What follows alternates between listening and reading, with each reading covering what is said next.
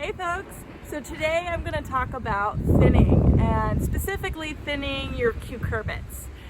We often direct seed out here in Southern California with our cucumber seeds or our squash seeds, melons, winter squash, anything in the cucurbit family, you can direct seed out here.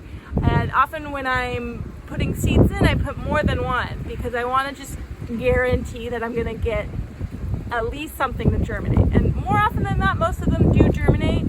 And at that point, I do need to thin out my plants. And I just want to talk about when to thin the plants and when it makes sense to do that, and how to do that. So in just a minute, I'm going to turn the camera around and we'll get a close-up shot of our cucumbers we have planted. All right, here are my cucumbers. I have an Armenian cucumber variety planted here, and as you can see, I have not thinned them at all, and they're starting to get pretty big.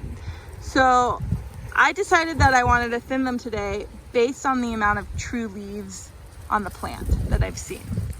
And I often wait until at least 2 to 3 true leaves show up. And what I mean by true leaves is, so if you look at the bottom of the plant, there's these 2 little round leaves that don't actually look anything like these guys.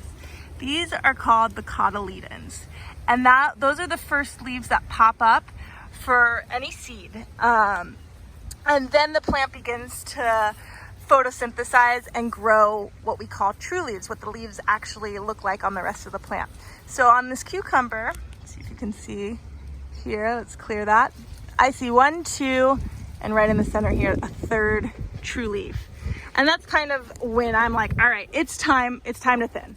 And with cucurbits in particular, it's really important not to disturb the soil too much because their roots are super sensitive.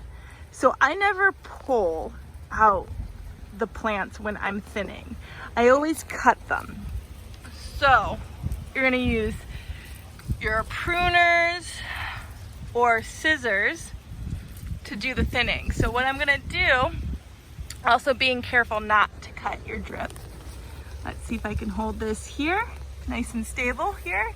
And you're just gonna cut one of them, boom, at the bottom there, and now there's 1 plant per spot. That's how you thin your cucurbits. So this is true for cucumbers, for melons, for zucchini, for winter squash, and make sure that each plant has its own spot. And you want to make sure that each cucumber has about a 12-inch radius around it. So that's how you thin cucumbers.